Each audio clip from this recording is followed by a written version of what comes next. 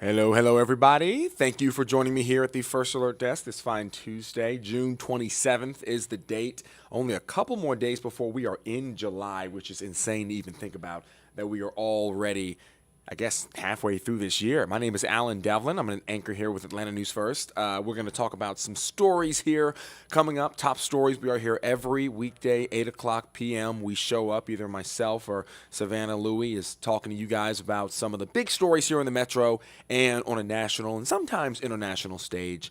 For now, I do believe we're going to keep, two local. One's going to be a little bit more big picture, and we'll get to that when we get to it. But I want to start off here with one of our top stories on the day, which happened earlier around 3 o'clock, I would say. Myself and Tracy Hutchins were on the desk when we first broke it.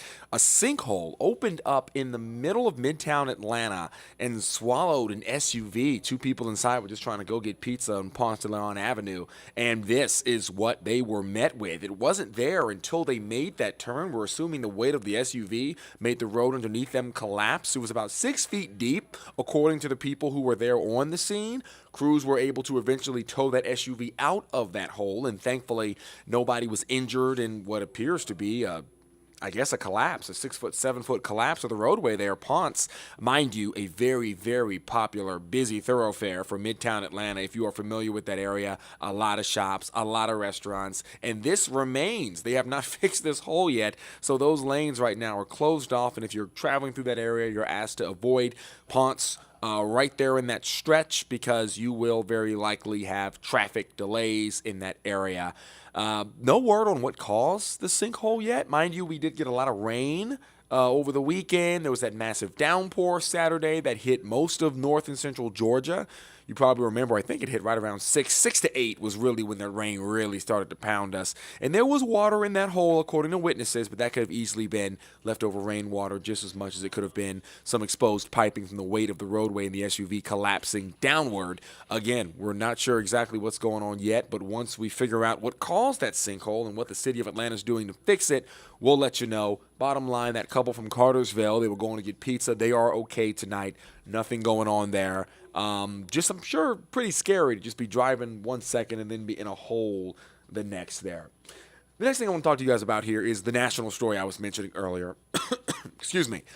President Donald Trump, former President Donald Trump, was caught on audio recording seeming to discuss classification of some documents he had at his place in Mar-a-Lago, but unfortunately for him, he was on tape seemingly contradicting himself when it comes to the classification and the declassification of the documents, and if he, as a former president, is able to declassify documents after his tenure in the White House. CBS News has a closer look at these brand new audio recordings and what they might mean for his legal troubles. He said he wanted to attack Iran and what? These are the You papers. did. This was done by the military, given to me.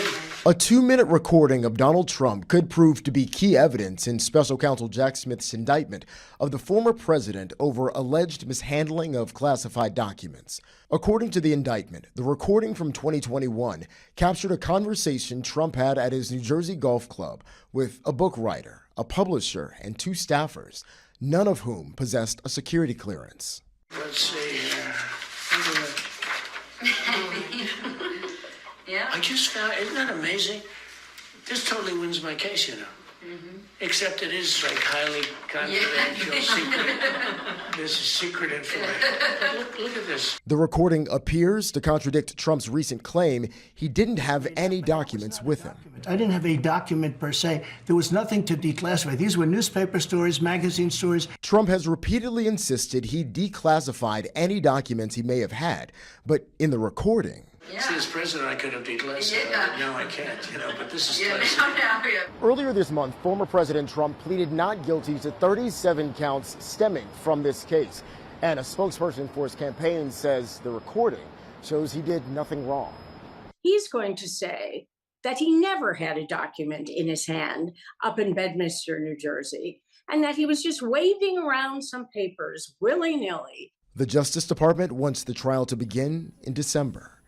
Jared Hill, CBS News, New York. Thank you, Jared. And so there you have it, a little bit of contradiction there possibly from the former president. We're going to have to see what happens in December if they are able, if the Justice Department is able to move this case forward on their timeline. Trump and his team are working to slow that process down, and this is all leading up until, of course, the 2024 presidential election, in which Trump right now is the front runner. The last story, and probably my favorite story I want to talk to you guys about today, is what's going down on Saturday, and I am more than excited to be a part of this for the second year in a row. Well, last year I was kind of a part of it. This year I really get to be involved in it. Look Up Atlanta, the largest 4th of July fireworks show in the Southeast, is hitting Centennial Olympic Park on Saturday. And I want to walk you guys through a couple of key things you need to know if you plan on attending. So, first off, tickets, general admission, are just $10 a person. So if you and one or two other people want to go, you can buy your tickets right now at atlantanewsfirst.com. Those are on sale. They will remain on sale through Saturday. VIP tickets are $50, which provides you with a optimum seating to see the fireworks right in front of that stage, along with a little bit of food to come to you when you get to the park there. And I'm talking about gourmet food here, not like your average hot dog and chips. This is like prime rib, sloppy Joe, all that stuff. And it looks really, really good. I've seen videos and pictures of it. It's probably worth the money, honestly. And then on top of that, parking. You have to think about parking, because if you've ever done a downtown Atlanta event, you know how busy parking can get at these times. This is no different. Thousands and thousands of people are expected to be there. So it is highly recommended that you get your parking ahead of time. You can reserve spots right now. We've got a red deck and a green deck, which are VIP and normal, which are right across from the park.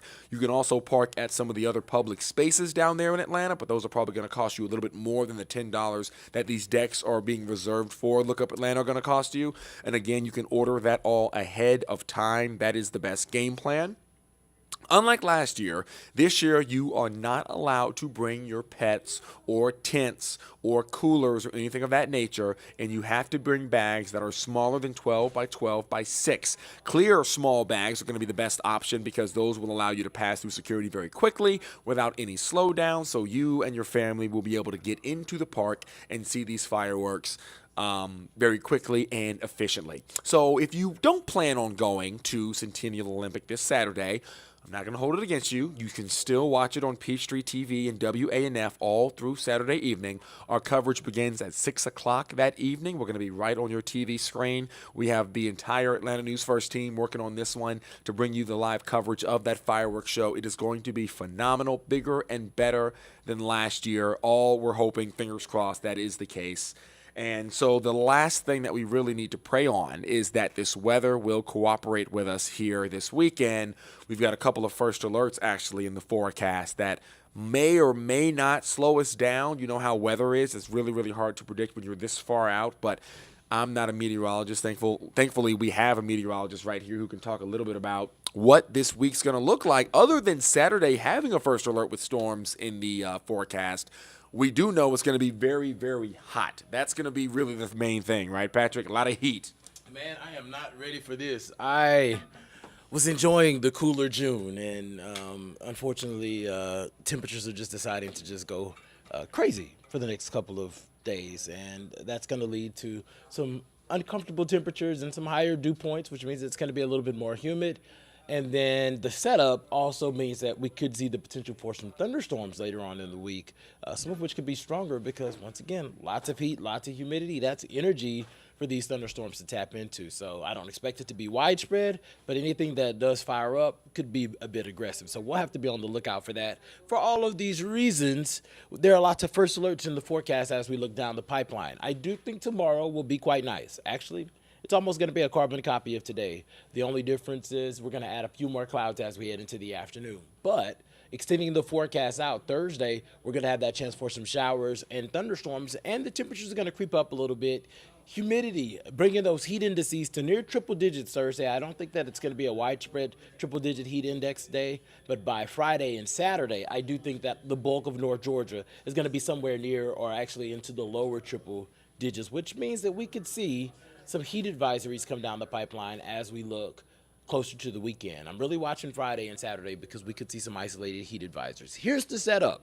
And what we're looking at is a dome of high pressure that is currently over Texas, Oklahoma, and parts of Louisiana. You know, that's my neck of the woods. Louisiana's home. And they have been dealing with triple-digit temperatures, which means those heat indices have been just unbearable. Well, that air is going to slowly start to migrate towards the east. And as it does, that's going to increase our temperatures, but it's also going to increase our moisture. So we'll see it become a little bit more uncomfortable. And then on the backside of that, we're going to have what we typically see, these little disturbances kind of riding that edge. A lot of times it's called the ring of fire, because inside of the ring, very hot temperatures, and then you get these really strong thunderstorms that fire up. And while it's not widespread, it's enough to put a damper on any of your outdoor activities, especially if you're caught under any of these storms. On top of that, we did get an air quality alert that was issued that goes into effect for tomorrow. So that's going to be for your Wednesday forecast. Despite the skies being gorgeous, what we're going to be looking at is just an elevated level of ozone in the atmosphere. Essentially, that makes the air a little bit thicker. Folks who have respiratory issues, COPD, asthma, all of those type of things. Not to mention young children and kids.